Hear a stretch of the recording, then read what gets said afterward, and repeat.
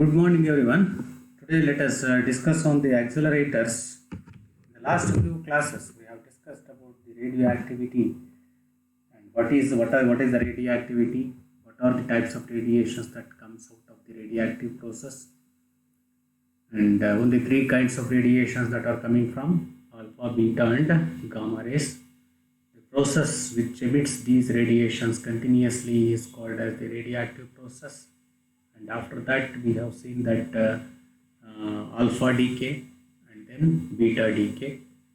What is the reason for this alpha and beta decay process, and all those things we have discussed in detail.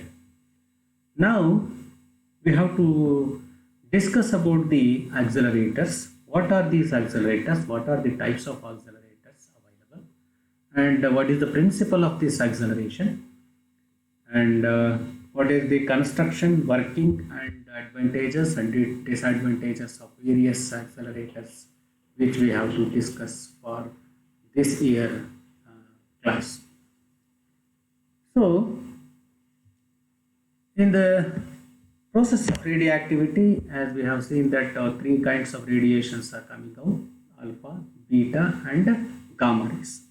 Okay, and these radiations are having less energy. As we have seen that it is around 20 to 20, 4 to 5 m, 4 to 9 MeV of energy is available for the alpha particles, as we have seen in the discussion of the alpha decay.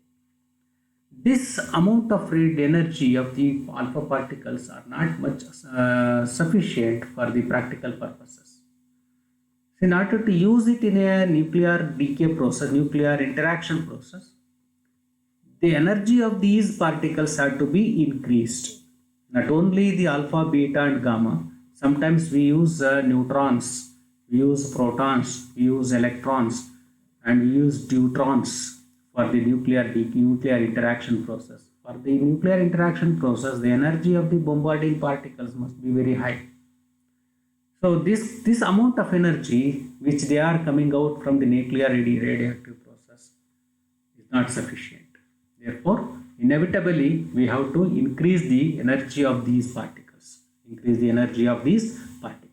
Therefore, we require a device what is called as the accelerator. Accelerator is a device which is used to increase the kinetic energy of the particles like electron, proton, neutron, alpha particle, beta particle, etc. So, as I have already mentioned, the energy of these particles are much less than the required energy. Okay. Hence, it is essential to increase the energy of these radiation for the practical purposes, applications. These high energy particles can overcome the Coulomb's repulsion of target nuclei to induce the nuclear reaction. When these particles they are bombarded on the target nucleus, when they approach the target nucleus, there will be a Coulomb repulsion force between the target nuclei and these particles. Okay, particles which we target on the target material. So, if the particles are having sufficient energy, they can overcome the Coulomb repulsion forces, and then they enter into the nucleus and then brought about the required nuclear reaction. Therefore, in order to brought about the nuclear reaction, these particles must have sufficient energy. So, if they want to have sufficient energy, they should be energized. They should be given additional amount of energy. This can be done with the help of the device called accelerator.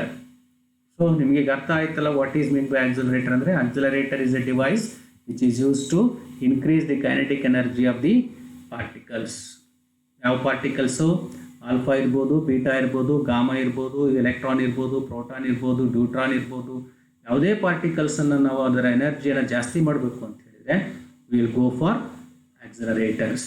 ಯಾಕೆ ಅದರ energy ಜಾಸ್ತಿ ಮಾಡಬೇಕಪ್ಪ ಅಂತ ಹೇಳಿದರೆ we are going to use these particles in the nuclear reaction process. Nuclear reaction ಪ್ರೋಸೆಸ್ಸನ್ನು ಆಗೋದಕ್ಕೋಸ್ಕರವಾಗಿ ನಾವು ಈ ಪಾರ್ಟಿಕಲ್ಸನ್ನು ಬಳಸ್ತೀವಿ. ಏನು ಮಾಡ್ತೀವಿ ಅಂತ ಹೇಳಿದರೆ, ಈ ಪಾರ್ಟಿಕಲ್ಸ್ ಇದಾವಲ್ಲ ಆಲ್ಫಾ ಇರ್ಬೋದು, ಫಾರ್ ಎಕ್ಸಾಂಪಲ್ ಆಲ್ಫಾ, ಈ ಆಲ್ಫಾ ಪಾರ್ಟಿಕಲನ್ನು ನಾವು ಒಂದು ಟಾರ್ಗೆಟ್ ನ್ಯೂಕ್ಲಿಯಸ್ ಮೇಲೆ ಹೊಡಿತೀವಿ, ಟಾರ್ಗೆಟ್ ನ್ಯೂಕ್ಲಿಯಸ್ಸಿಗೆ ಕಳಿಸ್ತೀವಿ. ಟಾರ್ಗೆಟ್ ನ್ಯೂಕ್ಲಿಯಸ್ ಹೋಗಿ ಅದು ಒಳಗಡೆ ಹೋಗಿ ಅಲ್ಲಿ ನ್ಯೂಕ್ಲಿಯರ್ ರಿಯಾಕ್ಷನನ್ನು ಸ್ಟಾರ್ಟ್ ಮಾಡಬೇಕು. ಆ ಕಾರಣಕ್ಕಾಗಿ ನಾವೇನು ಮಾಡ್ತೀವಿ, ಇದನ್ನು ಕಳಿಸ್ತೀವಿ. ಅದೇ ನ್ಯೂಟ್ರಾನ್ ತಗೊಳ್ರಿ, ನ್ಯೂಕ್ಲಿಯರ್ ಫ್ಯೂಷನ್ ಇವಾಗಲೇ ಓದಿದ್ದೀರಿ ಅಲ್ವಾ.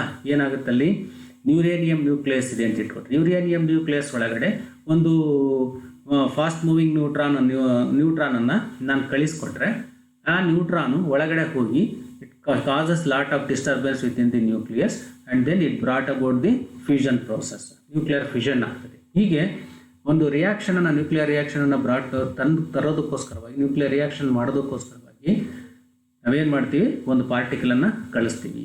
ಈ ಪಾರ್ಟಿಕಲ್ ಕಳಿಸಿದಾದಾಗ ಏನಾಗುತ್ತೆ, ನ್ಯೂಕ್ಲಿಯಸ್ ಹತ್ರ ಹೋದಂಗೆ ನ್ಯೂಕ್ಲಿಯಸ್ಗೂ ಮತ್ತು ಈ ಪಾರ್ಟಿಕಲ್ ಏನು ಕಳಿಸಿರ್ತೀವಲ್ಲ ಅದ್ರ ಮಧ್ಯೆ ಕೂಲಂಬ್ ಇಂಟರ್ಯಾಕ್ಷನ್ ಪ್ರೋಸೆಸ್ ಇರ್ತದೆ, ಕೂಲಂಬ್ ರಿಪಲ್ಷನ್ ಇರ್ತದೆ. ಈ ಕೂಲಂಬ್ ರಿಪಲ್ಷನ್ನು ಈ ಪಾರ್ಟಿಕಲ್ಸನ್ನು ವಾಪಸ್ ಕಳ್ಸಕ್ಕೆ ನೋಡುತ್ತೆ.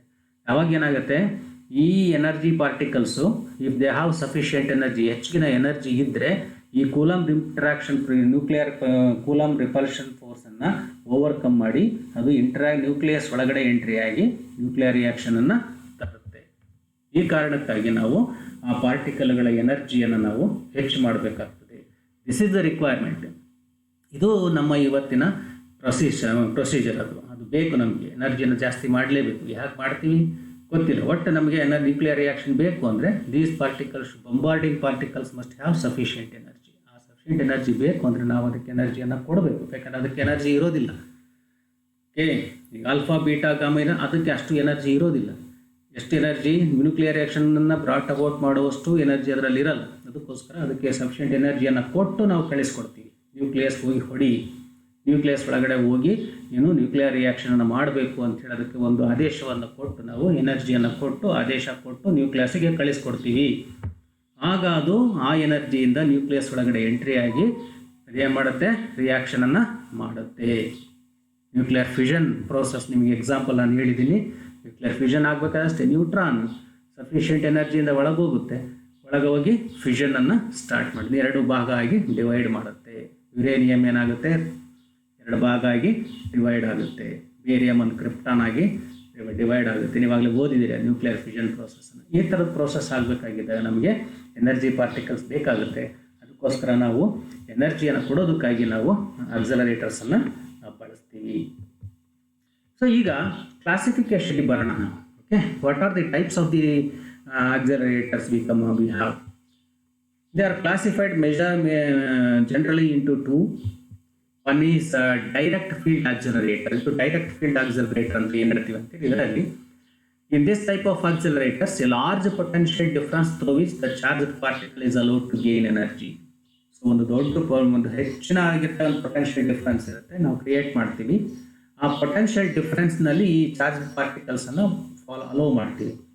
ಈ ಅಲೋ ಮಾಡಿದಾಗ ಈ ಚಾರ್ಜ್ ಪಾರ್ಟಿಕಲ್ಸು ಪೊಟೆನ್ಷಿಯಲ್ ಡಿಫ್ರೆನ್ಸಿಂದ ಆಚೆಗೆ ಬರಬೇಕಾಗಿದ್ದಾಗ ದೇ ಗೇನ್ ಎನರ್ಜಿ. ಅಲ್ಲಿರ್ತಕ್ಕಂಥ ಪೊಟೆನ್ಷಿಯಲ್ ಡಿಫ್ರೆನ್ಸಿಂದ ಎನರ್ಜಿಯನ್ನು ತೊಗೊಂಡು ಹೊರಗೆ ಬರ್ತಾರೆ. ಇವು ಒನ್ಸ್ ಫಾರ್ ಆಲ್ ದೊಡ್ಡ ಹ್ಯೂಸ್ ಪೊಟೆನ್ಷಿಯಲ್ ಡಿಫ್ರೆನ್ಸ್ ಇರ್ತಕ್ಕಂಥದ್ರಲ್ಲಿ ಈ ಚಾರ್ಜ್ ಪಾರ್ಟಿಕಲ್ಸನ್ನು ಕಳಿಸ್ತೀವಿ. ಆ ಚಾರ್ಜ್ ಪಾರ್ಟಿಕಲ್ಸ್ ಆ ಪೊಟೆನ್ಷಿಯಲ್ ಡಿಫ್ರೆನ್ಸನ್ನು ಕ್ರಾಸ್ ಮಾಡಿ ಹೊರಗೆ ಬರಬೇಕಾಗಿದ್ದಾಗ they have energy, they gain energy. ಎನರ್ಜಿಯನ್ನು ನಾವು ಅಬ್ಸರ್ವ್ ಮಾಡ್ಕೊಂಡಿರ್ತೇವೆ, ಅಬ್ಸರ್ವ್ ಮಾಡಿಕೊಂಡು ಹೊರಗೆ ಬರ್ತವೆ. ಇದು ಒಂದು ಇನ್ಸ್ಟಾಲ್ಮೆಂಟಲ್ಲಿ ಕೊಡುವಂಥದ್ದು ಎನರ್ಜಿಯನ್ನು. ಆಯ್ತಲ್ಲ, ಒಂದು ಇನ್ಸ್ಟಾಲ್ಮೆಂಟಲ್ಲಿ ಎನರ್ಜಿಯನ್ನು ಕೊಟ್ಟು ಹೊರಗೆ ಕಳಿಸುವಂಥದ್ದು ಒಂದು ಟೈಪ್. ಇದು ಡೈರೆಕ್ಟ್ ಫೀಲ್ಡ್ ಆಕ್ಸಲರೇಟರ್ಸ್ ಅಂತ ಕರಿತೀವಿ ನಾವು.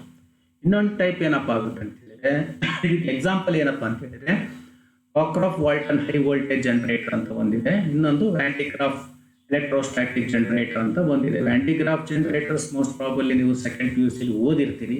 How it works and what are the limitations and all those things. ಅದರ ಬಗ್ಗೆ ಹೆಚ್ಚು ಡಿಸ್ಕಸ್ ಮಾಡೋದು ಬೇಡ. ಸೊ ಈ ಜನರಲ್ ಆಗಿ ಡೈರೆಕ್ಟ್ ಫೀಲ್ಡ್ ಆಕ್ಸಲರೇಟರ್ ಎಕ್ಸಾಂಪಲ್ ಯಾವುದಪ್ಪ ಅಂತ ಹೇಳಿದ್ರೆ Cockcroft Walton high voltage generator and then Van de Graaff electrostatic generator ಅಂತ ಹೇಳ್ತೀವಿ. ಇನ್ನೊಂದಿದೆ ಮ್ಯಾಗ್ನೆಟಿಕ್ ರೆಸೊನೆನ್ಸ್ ಆಕ್ಸಲರೇಟರ್. ಹಿಂದಿನದ್ರಲ್ಲಿ ಏನಾಯ್ತು, ನಾವು ಒಟ್ಟಿಗೆ ನಾವು ಎನರ್ಜಿಯನ್ನು ಕೊಟ್ಬಿಟ್ವಿ. ಬಟ್ ಇದರಲ್ಲಿ ಏನಪ್ಪ ಆಗುತ್ತೆ ಅಂತ ಹೇಳಿದ್ರೆ, what happens in this case, in the second type, the charged particle is given desired energy not in one step but in large number of steps which are additive. ಈ ಕೇಸಲ್ಲಿ ನಾವು ಇನ್ಸ್ಟಾಲ್ಮೆಂಟಲ್ಲಿ ಕೊಡ್ತಾ ಹೋಗ್ತೀವಿ. ಒಂದೊಂದು ಡಿಫ್ರೆಂಟ್ ಸ್ಟೇಜ್ ಇರುತ್ತೆ. ಇದರಲ್ಲಿ different ಸ್ಟೇಜಲ್ಲಿ ನಾವು ಎನರ್ಜಿಯನ್ನು ಸ್ವಲ್ಪನೇ ಅದಕ್ಕೆ ಆ್ಯಡ್ ಮಾಡ್ತಾ ಹೋಗ್ತೀವಿ. ಕೊನೆಗೆ ಅದು ಹೊರಗೆ ಬರಬೇಕಾಗಿದ್ದಾಗ ಅಷ್ಟು ಎನರ್ಜಿಯನ್ನು ಸೇರಿಸ್ಕೊಂಡು ಹೊರಗೆ ಬರುತ್ತೆ. ಮೊದಲನೇ ಟೈಪಲ್ಲಿ ಏನಾಯಿತು, ಒಟ್ಟಿಗೆ ಎನರ್ಜಿಯನ್ನು ಕೊಟ್ವಿ, ಆ ಎನರ್ಜಿಯನ್ನು ತಗೊಂಡು ಪಾರ್ಟಿಕಲ್ ಹೊರಗೆ ಬಂತು. ಬಟ್ ಈ ಸೆಕೆಂಡ್ ಟೈಪಲ್ಲಿ ಏನಾಗ್ತದೆ, ಇಲ್ಲಿ ಎನರ್ಜಿಯನ್ನು ನಾವು ಇನ್ಸ್ಟಾಲ್ಮೆಂಟಲ್ಲಿ ಕೊಡ್ತಾ ಹೋಗ್ತೀವಿ. ಸೊ ಸ್ವಲ್ಪನೇ ಆ್ಯಡ್ ಮಾಡ್ತಾ ಹೋಗ್ತೀವಿ. ಒಂದೊಂದು ಸ್ಟೇಜಲ್ಲಿ ಫಸ್ಟ್ ಸ್ಟೇಜಲ್ಲಿ ಸ್ವಲ್ಪ ಎನರ್ಜಿ ತಗೊಳುತ್ತೆ, ಸೆಕೆಂಡ್ ಸ್ಟೇಜಲ್ಲಿ ಇನ್ನೊಂದು ಸ್ವಲ್ಪ ತಗೊಳುತ್ತೆ, ಥರ್ಡ್ ಸ್ಟೇಜಲ್ಲಿ ಇನ್ನೊಂದು ಸ್ವಲ್ಪ ತಗೊಳುತ್ತೆ, ಫೋರ್ತ್ ಸ್ಟೇಜಲ್ಲಿ ಇನ್ನೊಂದು ಸ್ವಲ್ಪ ತಗೊಳುತ್ತೆ. ಹೀಗೆ ನಾವು after number of stages it crosses, then it gains energy. At last the energy gained by the particle is additive ಆಗಿರುತ್ತೆ, ಆ್ಯಡ್ ಆಗಿರುತ್ತೆ. ಎಲ್ಲ ಎನರ್ಜಿನೂ ಆ್ಯಡ್ ಆಗಿ ಅಷ್ಟು ಎನರ್ಜಿಯನ್ನು ಹೊತ್ತುಕೊಂಡು ಅದು ಹೊರಗೆ ಬರುತ್ತೆ. ಸೊ ಇದು ಎರಡನೇ ವಿಧ ಆಯ್ತಲ್ಲ. ಮೊದಲನೇ ವಿಧದಲ್ಲಿ ಒಟ್ಟಿಗೆ ಕೊಡೋದು, ಎರಡನೇ ಟೈಪಲ್ಲಿ ಈ ಮ್ಯಾಗ್ನೆಟಿಕ್ ರೆಸೊನೆನ್ಸ್ ಆಕ್ಸಿಲರೇಟರ್ಸಲ್ಲಿ ಸ್ವಲ್ಪನೇ ಎನರ್ಜಿಯನ್ನು ಅದಕ್ಕೆ ಕೊಡ್ತಾ ಹೋಗ್ತೀವಿ. ಅರ್ಥ ಆಯ್ತಾ? ಈಗ ಎರಡು ಟೈಪಲ್ಲಿ ನಾವು ಆಕ್ಸಿಲರೇಟರ್ಸನ್ನು ನಾವು ನೋಡಿದ್ದೀವಿ ಆಯ್ತಲ್ಲ. ಈಗ ಇನ್ನೂ ಒಂದು ಟೈಪ್, ಇದಕ್ಕೇನು ಎಕ್ಸಾಂಪಲ್ಸ್ ಬರುತ್ತೆ ನೋಡೋಣ. ನೋಡಿ, ಇದರಲ್ಲಿ ಸೈಕ್ಲೋಟ್ರಾನ್ ಅಂತ ಇದೆ, ಬೀಟಾಟ್ರಾನ್ ಅಂತ ಇದೆ. ಸೈಕ್ಲೋಟ್ರಾನ್ ನಾವು ಪಾಸಿಟಿವ್ ಅಯಾನ್ಸ್ ಬಳಸ್ಕೊತೀವಿ. For example protons.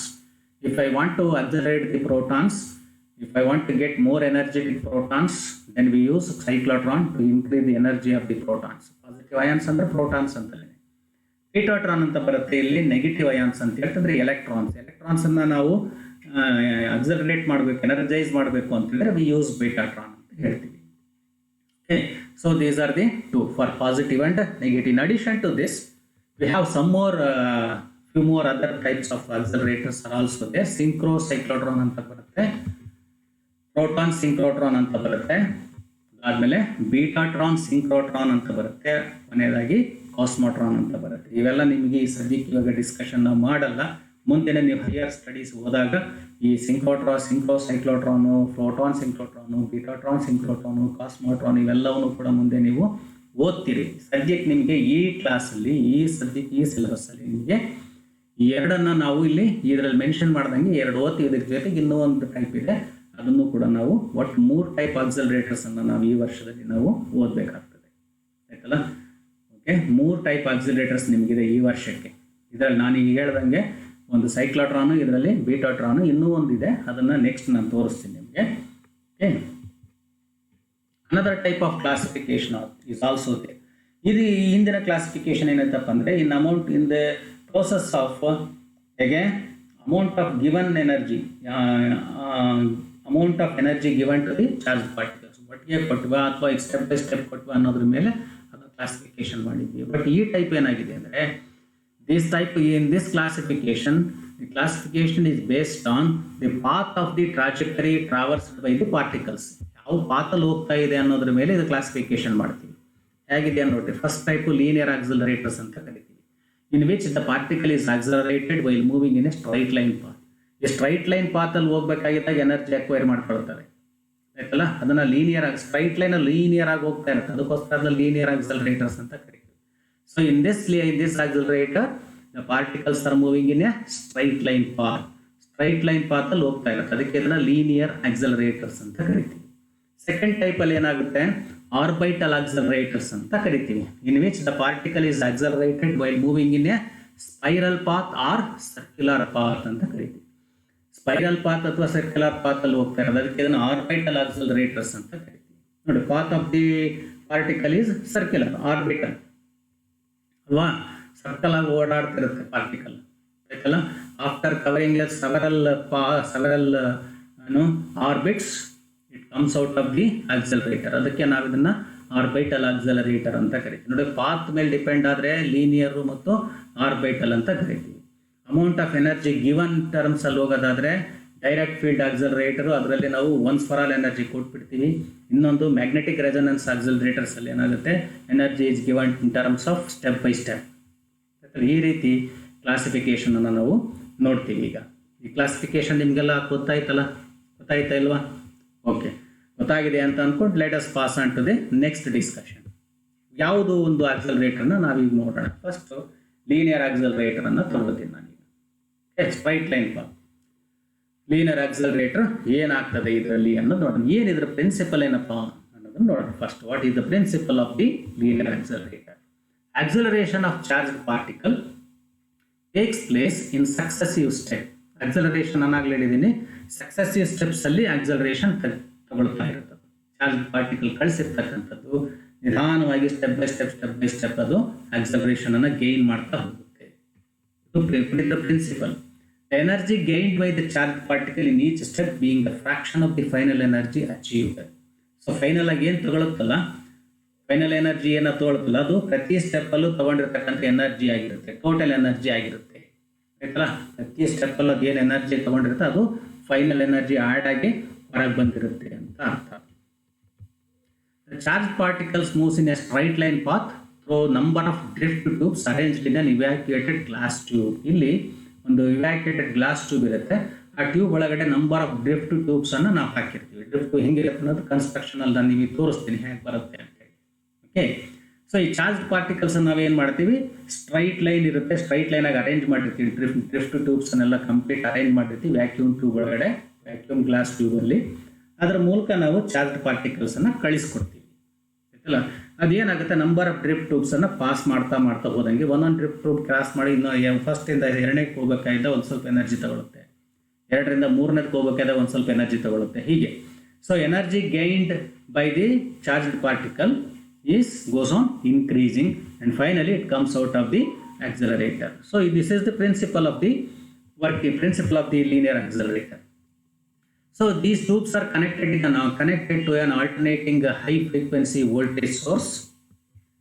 When the charged particle arrives at the gap between the drift tubes, receives an additional energy and enters into the next tube. Hence, after passing through the several tubes, the energy of the particle increases. ನಾನು ನಿಮ್ಗೆ ಆಗಲೇ ಹೇಳಿದ್ದೀನಿ, ಒಂದು tube ಮತ್ತೊಂದು tube ಮಧ್ಯೆ ಸ್ವಲ್ಪ gap ಇರ್ತದೆ, ಒಂದು ಟ್ಯೂಬ್ ಮತ್ತೊಂದು ಟ್ಯೂಬ್ ಮಧ್ಯೆ ಸ್ವಲ್ಪ ಗ್ಯಾಪ್ ಇರುತ್ತೆ.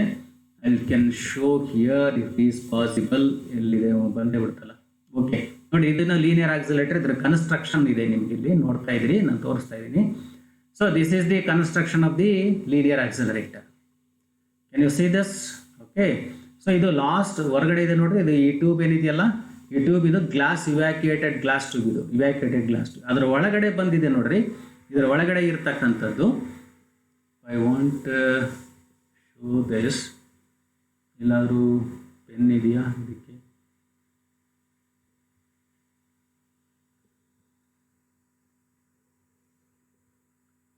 ಪೆನ್ನು ಇದಕ್ಕೆ ಬರೆಯೋದಕ್ಕೆ ಇರೋದು ಜಾಗ ವಾಪಸ್ ಹೊರಟೋಯ್ತಲ್ಲ.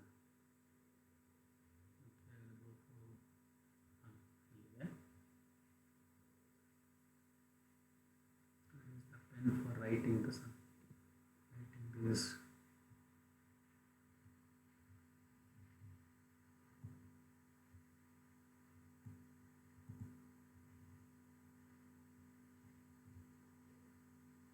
Okay, so these are the drift tubes. ನೋಡಿ, ಈ ಟ್ಯೂಬ್ ಇದೆಲ್ಲ ಯೆಲ್ಲೋ ಕಲರ್ ಕಾಣಿಸುತ್ತಲ್ಲ, ಈ ಟ್ಯೂಬ್ಸ್ ಇದು ಡ್ರಿಫ್ಟ್ ಟ್ಯೂಬ್ಸ್ ಅಂತ ಕರಿತೀವಿ. ನೋಡಿ, 1 2 3 4 5 ನೋಡಿ, ಗಮನಿಸ್ಬೇಕು ನೀವು ಇಲ್ಲಿ. ಫಸ್ಟ್ ಟ್ಯೂಬ್ದು ಲೆಂತ್ ನೋಡ್ಕೊಳ್ರಿ, length, first tube length, second tube length, third, fourth, fifth. ನೋಡಿ, length of the tubes are goes on increasing, length of the tubes are goes on increasing length ಇರುತ್ತೆ. ಸೊ ನಾವಿಲ್ಲಿ ಈ ಟ್ಯೂಬ್ಸ್ ಇದಾವಲ್ಲ, ಈ tubes ಅನ್ನು ಏನು ಮಾಡ್ತೀವಿ, ಒಂದು ಹೈ ಫ್ರೀಕ್ವೆನ್ಸಿ ಸೋರ್ಸಿಗೆ ಕನೆಕ್ಟ್ ಮಾಡ್ತೀವಿ, ಆಲ್ಟರ್ನೇಟಿಂಗ್ ಸೋರ್ಸಿಗೆ ಕನೆಕ್ಟ್ ಮಾಡ್ತೀವಿ. High frequency alternating current voltage is use to create the magnetic fields ಅಂತ ಹೇಳ್ತೀವಿ. ಅರ್ಥ ಆಯ್ತಾ? ಈಗ ಆಲ್ ನೋಡಿ, ಫಸ್ಟ್ ಒನ್ ಪಾಸಿಟಿವ್ ಇದೆ, second negative, third positive, next fourth negative ಅಲ್ವಾ, third positive, fourth negative, fifth positive, sixth negative. ಈಗ alternatively we have connected the tubes to positive and negative terminal. Alternate odd number ಒನ್ನೆಲ್ಲ positive connect ಮಾಡಿದರೆ, even numbers ಎಲ್ಲ ತಗೊಂಡೋಗಿ ನಾವು negative connect ಮಾಡಿರ್ತೀವಿ. ಆ ಥರ ಆಲ್ಟರ್ನೇಟ್ ಆಗಿ ಕನೆಕ್ಟ್ ಮಾಡಿರ್ತೀವಿ, ಪಾಸಿಟಿವ್ ನೆಗೆಟಿವ್ ಆಗಿ. ಇದು ಕನ್ಸ್ಟ್ರಕ್ಷನ್ ನೀವು ಚೆನ್ನಾಗಿ ನೋಡ್ಕೋಬೇಕು, ಕೇಳ್ತಾರೆ ಎಕ್ಸಾಮಿನೇಷನಲ್ಲಿ ಕೇಳುವಂಥದ್ದು ಇದು. Describe the construction and working of the linear accelerators. ನಿಮಗೆ 3 ಆಕ್ಸಲರೇಟರ್ ಇದಾವೆ ಅಂತ ಹೇಳಿದ್ದೀನಿ ನಾನು. 3ರಲ್ಲಿ ಒಂದು ಆಕ್ಸಲರೇಟರ್ ಕಂಪಲ್ಸರಿ ಕೇಳ್ತಾರೆ ಎಕ್ಸಾಮಿನೇಷನ್. 8 ನಂಬರ್ ಡಿಸ್ಕ್ರಿಪ್ಷನ್ಸ್ ಇರುತ್ತೆ, ಇದು 8 ಮಾರ್ಕ್ ಕ್ವಶನ್. ಇದು 3ರಲ್ಲಿ ಯಾವುದಾದ್ರೂ ಕೇಳ್ಬೋದು ಆಯ್ತಲ್ಲ. ಲೀನಿಯರ್ ಆದರೂ ಕೇಳ್ಬೋದು, ಸೈಕ್ಲೋಟ್ರಾನ್ ಕೇಳ್ಬೋದು, ಇಲ್ಲ ಬೀಟಾಟ್ರಾನ್ ಕೇಳ್ಬೋದು. 3 ಇಂಪಾರ್ಟೆಂಟ್ ಆಗುತ್ತೆ. 3 ಆಕ್ಸಲರೇಟರ್ನು ನೀವು ಓದ್ಕೊಳ್ಳೇಬೇಕು. ಆಮೇಲೆ ಇದ್ರ ಮೇಲೆ ಒಂದು ಪ್ರಾಬ್ಲಮ್ ಕೇಳ್ತಾರೆ ಆಯ್ತಲ್ಲ, ಇದ್ರ ಮೇಲೆ ಒಂದು ಪ್ರಾಬ್ಲಮ್ ಕೂಡ ನಿಮಗೆ ಕೇಳ್ತಾರೆ. ಸೊ ಹೀಗಾಗಿ ತುಂಬ ಇಂಪಾರ್ಟೆಂಟ್ ಆಗಿರ್ತಕ್ಕಂಥವು ಚೆನ್ನಾಗಿ ನೋಡ್ಕೊಳ್ರಿ, ನೀವು ಚೆನ್ನಾಗಿ ಅರ್ಥ ಮಾಡ್ಕೋಬೇಕು ಇದನ್ನು, ಕನ್ಸ್ಟ್ರಕ್ಷನನ್ನು ಹೇಳಿದನ್ನ. ಈಗ ಇದೊಂದು ಗ್ಲಾಸ್ ಟ್ಯೂಬ್ ಇದೆ, ದೊಡ್ಡದು ಗ್ಲಾಸ್ ಟ್ಯೂಬ್ ಕಾಣಿಸ್ತದೆ ನಿಮಗೆ, ಬ್ಲೂ ಕಲರ್ ಅದೆಯಲ್ಲ ಅದು ಗ್ಲಾಸ್ ಟ್ಯೂಬ್. ಅದು ಅದಾದಮೇಲೆ ಒಳಗಡೆ ಯೆಲ್ಲೋ ಕಲರ್ ಇದೆ ನೋಡ್ರಿ, ಯೆಲ್ಲೋ ಕಲರ್ ಟ್ಯೂಬ್ಸ್ ಇದೆ. Increasing length, the tubes are increasing length. Increase ಒಂದು ಟ್ಯೂಬ್ ಇನ್ನೊಂದು ಟ್ಯೂಬು, ಎರಡನೇ ಟ್ಯೂಬು ಲೆಂತ್ ಇನ್ಕ್ರೀಸ್ ಆಗ್ತಾ ಹೋಗುತ್ತೆ. Length goes on increases here. ಕಾಣಿಸ್ತಾ ಇದೆಯಾ? First tube second tube length ನೋಡ್ರಿ, ಸೆಕೆಂಡು ಥರ್ಡ್ ನೋಡ್ರಿ, ಥರ್ಡು ಫೋರ್ತ್ ನೋಡ್ರಿ, ಫೋರ್ತ್ ಫಿಫ್ತ್ ನೋಡ್ರಿ, ಲೆಂತ್ ಇನ್ಕ್ರೀಸ್ ಆಗ್ತಾ ಹೋಗ್ತದೆ. ಆಮೇಲೆ ಈ ಟ್ಯೂಬ್ಸನ್ನು ಆಲ್ಟರ್ನೇಟಿವ್ ಆಗಿ ಪಾಸಿಟಿವ್ ನೆಗೆಟಿವ್ಗೆ ಒಂದು ಹೈ ಫ್ರೀಕ್ವೆನ್ಸಿ ಎ ಸಿ ಸೋರ್ಸ್ಗೆ ಕನೆಕ್ಟ್ ಮಾಡಿದ್ದೀವಿ ನಾವು. ಈ ಟ್ಯೂಬ್ಸನ್ನು ಯೆಲ್ಲೋ ಕಲರ್ ಟ್ಯೂಬ್ಸ್ ಇದಾವೆ, ಈ ಟ್ಯೂಬ್ಸನ್ನು ನಾವು ಡ್ರಿಫ್ಟ್ ಟ್ಯೂಬ್ಸ್ ಅಂತ ಕರಿತೀವಿ. ಯಾಕೆ ಡ್ರಿಫ್ಟ್ ಟ್ಯೂಬ್ಸ್ ಅಂತ ಕರಿತೀವಿ ಅಂತ ಹೇಳಿದ್ರೆ, the charged particles which has entered here drifted from first tube to the second tube. Drift ಆಗುತ್ತೆ ಫಸ್ಟ್ ಟ್ಯೂಬ್ ಸೆಕೆಂಡ್ ಟ್ಯೂಬ್ಗೂ ಡ್ರಿಫ್ಟ್. ನೋಡಿ ಗ್ಯಾಪ್ ಇದೆ ಮಧ್ಯದಲ್ಲಿ ಅಲ್ವಾ, ಒಂದು ಡೈರೆಕ್ಟಾಗಿ ಏನು ಲಾಂಗ್ ಟ್ಯೂಬಲ್ಲಿ ಸೊ ಡ್ರಿಫ್ಟ್ ಆಗುತ್ತೆ, ಫಸ್ಟ್ ಟ್ಯೂಬಿಂದ ಸೆಕೆಂಡ್ ಟ್ಯೂಬ್ಗೆ ಡ್ರಿಫ್ಟ್ ಆಗುತ್ತೆ. ಅದಕ್ಕೋಸ್ಕರವಾಗಿ ಇದನ್ನು ಡ್ರಿಫ್ಟ್ ಟ್ಯೂಬ್ಸ್ ಅಂತ ಕರಿತೀವಿ ನಾವು. The drift tubes increases the acceleration by managing the magnetic fields ಅಂತ ಹೇಳ್ತೀವಿ. ಇದು ವ್ಯಾಕ್ಯೂಮ್ ಟ್ಯೂಬ್, ವ್ಯಾಕ್ಯೂಮ್ ಚೇಂಬರ್ ಇದೆ ಒಳಗಡೆ. ಇದು ಪಾರ್ಟಿಕಲ್ ಬೀಮ್ ಇದೆ ನೋಡಿ, ಇಲ್ಲಿ ಪ್ರೋಟಾನ್ ಇದೆ, ಪ್ರೋಟಾನ್ ಒಳಗಡೆ ಎಂಟ್ರಿ ಆಗುತ್ತೆ. ಪ್ರೋಟಾನ್ ಸೋರ್ಸ್ ಇದೆ, ಪ್ರೋಟಾನ್ ಸೋರ್ಸಿಂದ ಒಂದು ಪ್ರೋಟಾನ್ ರಿಲೀಸ್ ಆಗಿ ಒಳಗಡೆ ಎಂಟ್ರಿ ಆಗುತ್ತೆ. ಆಯ್ತಲ್ಲ, ಇದು ಟಾರ್ಗೆಟ್ ನ್ಯೂಕ್ಲಿಯಸ್. ಟಾರ್ಗೆಟ್ ಇದು, ಇದರ ಮೇಲೆ ಇದು ಹೊಡಿಬೇಕು ನಾನು, ಇದಕ್ಕೆ ಹೊಡೆದು ಇದರಿಂದ ನ್ಯೂಕ್ಲಿಯರ್ ರಿಯಾಕ್ಷನ್ ತೊಗೋಬೇಕು ನಾನು. ರಿಯಾಕ್ಷನ್ ಏನೇನಾಗುತ್ತೆ ಅನ್ನೋದು ನಾನು ಸ್ಟಡಿ ಮಾಡಬೇಕು. ಈ ಪಾರ್ಟಿಕಲ್ ಒಳಗೆ, ಈ ನ್ಯೂಕ್ಲಿಯಸ್ ಒಳಗಡೆ ಈ ಪ್ರೋಟಾನನ್ನು ಕಳಿಸ್ಬಿಟ್ಟು, ಪ್ರೋಟಾನ್ ಇಲ್ಲಿ ಬರುವಂಥ ಪ್ರೋಟಾನ್ ಇದೆಯಲ್ಲ, ಇಲ್ಲಿ ಬರೋ ಪ್ರೋಟಾನು ಇದರ ಮೂಲಕ ಹೊರಗೆ ಬಂದಾಗ ಪ್ರತಿ ಸ್ಟೆಪ್ಪಲ್ಲೂ ಎನರ್ಜಿ ತಗೊಳುತ್ತೆ ಅಂತ ಹೇಳಿದ್ದೀನಿ. ಈಗ ಫಸ್ಟ್ ಟ್ಯೂಬಿಂದ ಈ ಟ್ಯೂಬ್ ಬರೋವಷ್ಟೊತ್ತಿಗೆ ಒಂದಷ್ಟು ಎನರ್ಜಿ ತಗೊಳುತ್ತೆ. ನೆಕ್ಸ್ಟ್ ಇಲ್ಲಿಂದ ಇಲ್ಲಿ ಬರೋಕ್ಕೆ ಇನ್ನೊಂದು ಟ್ಯೂಬ್ ಎನರ್ಜಿ ತಗೊಳುತ್ತೆ. ನೆಕ್ಸ್ಟ್ ಈ ಜಾಗಕ್ಕೆ ಬರೋವಷ್ಟಕ್ಕೆ ಎನರ್ಜಿ ತಗೊಳುತ್ತೆ. ಇಲ್ಲಿಂದ ಇಲ್ಲಿ ಬರೋಕ್ಕೆ ಎನರ್ಜಿ ತಗೊಳುತ್ತೆ. ಹೀಗೆ 1 2 3 4 ಟ್ಯೂಬ್ ಬರೋವಷ್ಟೊತ್ತಿಗೆ ಇಲ್ಲಿ ಏನು ಎನರ್ಜಿ ಇದೆ ಎಲ್ಲವೂ ಆ್ಯಡ್ ಆಗಿ ಹೊರಗೆ ಬರುತ್ತೆ. ಆಯಿತಾ? ಸೊ ಇಲ್ಲಿ 2 ತೊಗೊಂಡಿತ್ತು, ಇಲ್ಲಿ 3 ತೊಗೊಂಡಿತ್ತು, ಇಲ್ಲಿ 4 ತೊಗೊಂಡಿತ್ತು, 5 ತೊಗೊಂಡಿತ್ತು, ಎಲ್ಲವೂ ಆ್ಯಡ್ ಆಗಿ ಏನು ಬರುತ್ತೆ ಅಷ್ಟು ಎನರ್ಜಿ ಹೊರಗಡೆ ಬಂದಿದೆ. With this energy it hits the target area. ಇದು principle of the working of the linear accelerator. ಇಷ್ಟೇ ತಿಳ್ಕೊಳ್ಬೇಕಾಗಿರುತ್ತೆ. ಪ್ರತಿ ಹಂತದಲ್ಲಿಯೂ ಕೂಡ ಎನರ್ಜಿ ಅನ್ನೋದು ಗೇನ್ ಮಾಡ್ಕೊಳ್ಳುತ್ತೆ. ನಾವು ಡೈರೆಕ್ಟ್ ಫೀಲ್ಡ್ ಆಕ್ಸಿಲರೇಟರ್ ಏನು ಮಾಡಿದ್ವಿ ನಾವಲ್ಲಿ, ಒಂದೇ ಸರಿ ಕೊಟ್ಬಿಟ್ಟು ಏನಾರ ಮಾಡ್ಕೊಳ್ಳಪ್ಪ ನೀನು ಅಂತ, ಹೌದಾ? ಚಾರ್ಜ್ ಪಾರ್ಟಿಕಲ್ಸ್ಗೆ once for all we have given the energy. ಏನಾರ ಮಾಡಪ್ಪ, ಒಟ್ಟು ನಿನ್ಗೆ ಇಷ್ಟು ಎನರ್ಜಿ ಕೊಟ್ಬಿಡ್ತೀನಿ ಅಂತ ಕೊಟ್ಬಿಟ್ವಿ. ಬಟ್ ಇಲ್ಲಿ ಏನಾಗುತ್ತೆ, ನಾವು ಇದರಲ್ಲಿ ಏನು ಮಾಡ್ತಾ ಇದ್ದೀವಿ, ಒಟ್ಟಿಗೆ ಕೊಡೋದ್ರ ಬದಲಿಗೆ ಹಂತವಾಗಿ ಕೊಡ್ತಾ ಹೋಗ್ತೀವಿ. ಹಂತವಾಗಿ ನಾವು ಇನ್ನು ಡಿಫ್ರೆಂಟ್ ಸ್ಟೇಜಸ್ಸಲ್ಲಿ ನಾವು ಎನರ್ಜಿಯನ್ನು ಕೊಡ್ತಾ ಹೋಗ್ತೀವಿ. ಆಯಿತಾ? ಇದು ಇದರ ಸ್ಪೆಷಾಲಿಟಿ ಇದ್ರದ್ದು. ಈ ಮೂರಲ್ಲೂ ಕೂಡ ಅದೇ ರೀತಿ ಹಂತವಾಗಿ ನಾವು ಎನರ್ಜಿಯನ್ನು ಕೊಡ್ತಾ ಹೋಗ್ತೀವಿ. ಹಾಗಾಗಿ ಇಲ್ಲಿ ನೋಡ್ರಿ, ಇಲ್ಲಿ ಏನಾಗುತ್ತೆ, ಇವೆರಡರ ಮಧ್ಯದಲ್ಲಿ ಮ್ಯಾಗ್ನೆಟಿಕ್ ಫೀಲ್ಡ್ ಜನರೇಟ್ ಆಗುತ್ತೆ. With this magnetic field the proton enter into the next tube, jump into the next tube. ಆಯ್ತಲ್ಲ, ಡ್ರಿಫ್ಟ್ ಆಗುತ್ತೆ ಅಂತ ಹೇಳ್ತೀವಿ. ಆಯ್ತಾ? ಸೊ ಹೀಗೆ, so this is the simple construction of the linear accelerator. Linear ಆಕ್ಸಲರೇಟರ್ದ construction ನಿಮಗೆ ಈಗ ಅರ್ಥ ಆಗಿದೆ ಅನಿಸುತ್ತೆ, ನನಗೆ ಹೇಳೋ ಮಟ್ಟಿಗೆ ಇವಾಗ ಅರ್ಥ ಆಗಿದೆ. ಮುಂದಿನ ಸ್ಲೈಡ್ಸಲ್ಲಿ ಅದನ್ನೇ ನಾನು ಎಕ್ಸ್ಪ್ಲೈನ್ ಮಾಡ್ತಾ ಹೋಗ್ತೀನಿ ಅಷ್ಟೇ, ಏನಿಲ್ಲ. ನೋಡಿ, construction consists of a series of coaxial cylindrical tubes of different lengths placed with gaps in between in a well evacuated glass tube. These tubes are called drift tubes. ಹೇಳಿದ್ದೀನಲ್ವಾ, ಇಲ್ಲಿ ಕಾಣುತ್ತೆ ನೋಡ್ರಿ ಹಿಂದೆ ಮೇಲೆ ನಿಮಗೆ. ಅಗ್ಲೆಲ್ಲ ಫಿಗರ್ ವಾಪಸ್ ಹೋಗೋದು ಬೇಡ ಅಂತ ಮೇಲ್ಗಡೆ ಸಣ್ಣ ಫಿಗರ್ ಹಾಕಿದ್ದೀನಿ ನಾನು ಚಿಕ್ಕದಾಗಿ ಮಾಡಿ. ಇವೇ ಡ್ರಿಫ್ಟ್ ಟ್ಯೂಬ್ಸ್. ಅರ್ಥ ಆಗುತ್ತಲ್ಲ, ನಾನು ಇಲ್ಲಿ ಏನು ಬರ್ತದೆ ಅದು ನಿಮಗೆ ಇಲ್ಲಿ ಗೊತ್ತಾಗಬೇಕದು. Series of coaxial tubes. ನೋಡಿ, ಇವೆಲ್ಲ ಕೋಆಕ್ಸಿಯಲ್ ಟ್ಯೂಬ್ಸ್ ಅಂದರೆ ಒಂದೇ ಆಕ್ಸಿಯಲ್ ಆಗಿ ಆಕ್ಸಿಯಲ್ ಲೈನ್ನಲ್ಲಿ ನಾವು ಅರೇಂಜ್ ಮಾಡಿದ್ದೀವಿ. ಕೋಆಕ್ಸಿಯಲ್ ಸಿಲಿಂಡ್ರಿಕಲ್ ಟ್ಯೂಬ್ಸ್ ಡಿಫ್ರೆಂಟ್ ಲೆಂತ್. ನೋಡಿ, ಒಂದಕ್ಕೂ ಮತ್ತೊಂದಕ್ಕೆ ಎಷ್ಟು ಡಿಫ್ರೆಂಟ್ ಇದೆ ಲೆಂತಲ್ಲಿ ಅಲ್ವಾ? ಲೆಂತ್ ಇನ್ಕ್ರೀಸ್ ಆಗ್ತಾ ಹೋಗ್ತಾ ಇದೆ. Placed with gap in between. ನೋಡಿ, ಒಂದಕ್ಕೂ ಮತ್ತೊಂದಕ್ಕೂ ಗ್ಯಾಪ್ ಇದೆ, ಹೌದಾ? ಇದು ಇವ್ಯಾಕ್ಯುಯೇಟೆಡ್ ಗ್ಲಾಸ್ ಟ್ಯೂಬ್ ಒಳಗಡೆ ಫಿಕ್ಸ್ ಮಾಡಿದ್ದೀವಿ ಇವನ್ನ. ಈ ಟ್ಯೂಬ್ಸನ್ನು ನಾವೇನಂತ ಕರಿತೀವಿ, ಡ್ರಿಫ್ಟ್ ಟ್ಯೂಬ್ಸ್ ಅಂತ ಕರಿತೀವಿ. ಭಾಳ ಚೆನ್ನಾಗಿ ನೀವು ಅರ್ಥ ಮಾಡ್ಕೋಬೇಕು ಇದನ್ನು. ಯಾಕೆ ಅಂತ ಹೇಳಿದ್ರೆ ಎಕ್ಸಾಮಿಗೆ ಕೇಳುವಂಥದ್ದಾಗಿರೋದ್ರಿಂದ ತುಂಬ ಚೆನ್ನಾಗಿ ಅರ್ಥ ಮಾಡ್ಕೋಬೇಕು. ಓಕೆ, ನಾವು odd numbered tubes are connected to one terminal and even numbered tubes are connected to another terminal of a high frequency voltage. ಹೌದಾ? ನಾನು ಆಗಲೇ ಹೇಳಿದ್ನ 1 3 5 7 9 ಇವನ್ನೆಲ್ಲ ಒಂದು ಕಡೆ ಪಾಸಿಟಿವ್ ಕನೆಕ್ಟ್ ಮಾಡ್ತೀವಿ. 2 4 6 8 ಇವುಗಳನ್ನೆಲ್ಲ ನಾವು ತಗೊಂಡೋಗಿ ಇನ್ನೊಂದು ಕಡೆ ಕನೆಕ್ಟ್ ಮಾಡ್ತೀವಿ. ಪಾಸಿಟಿವ್ ನೆಗೆಟಿವ್ ಟರ್ಮ್ ಇರುತ್ತಲ್ಲ. ಸೊ ಆಡ್ ನಂಬರ್ಡ್ ಎಲ್ಲ ಪಾಸಿಟಿವ್ ಕನೆಕ್ಟ್ ಮಾಡಿದ್ರೆ ಈವನ್ ನಂಬರ್ಡ್ ಎಲ್ಲ ತಗೊಂಡೋಗಿ ನೆಗೆಟಿವ್ ಕನೆಕ್ಟ್ ಮಾಡಿರ್ತೀವಿ ಫ್ರೀಕ್ವೆನ್ಸಿ ಸೋರ್ಸ್ಗೆ, ಎ ಸಿ ಸೋರ್ಸ್ಗೆ. ಹೌದಾ? Next, field exist only in the gap between the two drift tubes. Field ಏನಾಗುತ್ತೆ ಇಲ್ಲಿ, ನಾವಾಗಲೇ ಹೇಳಿ ನೋಡಿದೀವಿ ಎಲೆಕ್ಟ್ರೋಸ್ಟಾಟಿಕ್ಸ್ ಓದಬೇಕಾಗಿದ್ದಾಗ ನಾವು, ಫೀಲ್ಡ್ ಎಕ್ಸಿಸ್ಟ್ ಓನ್ಲಿ ಏನಾಗುತ್ತೆ ಇಲ್ಲಿ, field exist between these two gaps. ಈ ಗ್ಯಾಪ್ ಅಲ್ಲಿ ಮಾತ್ರ ಫೀಲ್ಡ್ ಎಕ್ಸಿಸ್ಟ್ ಆಗುತ್ತೆ, ಆದರೆ ಇದರಲ್ಲಿ ಇರಲ್ಲ, ಸಿಲಿಂಡರ್ ಒಳಗಡೆ ಇರಲ್ಲ. Field exist with in the cylinder is zero. Field does not exist with in the cylinder. Cylindrical tube ಅಲ್ಲಿ ಫೀಲ್ಡ್ ಎಕ್ಸಿಸ್ಟ್ ಆಗಲ್ಲ. ನೀವಾಗಲೇ ನೋಡಿದಿರಿ, ನೀವು ಓದಿದಿರಿ ಇದನ್ನ. ಹೌದಾ? Field does not exist with in the cylindrical tube.